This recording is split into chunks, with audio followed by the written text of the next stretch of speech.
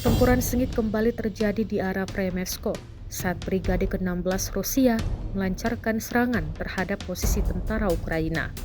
Dalam rekaman yang diunggah di Telegram, Kamis 18 September 2025, terlihat pasukan kelompok Vostok Rusia menyebarkan bom rakitan ke titik-titik penempatan sementara Angkatan Bersenjata Ukraina.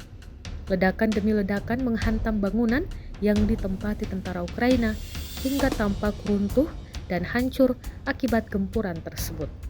Operasi ini menegaskan efektivitas taktik gabungan pasukan Rusia dalam menyerang titik konsentrasi lawan secara presisi. Rekamannya pun menuai berbagai komentar dari warganet.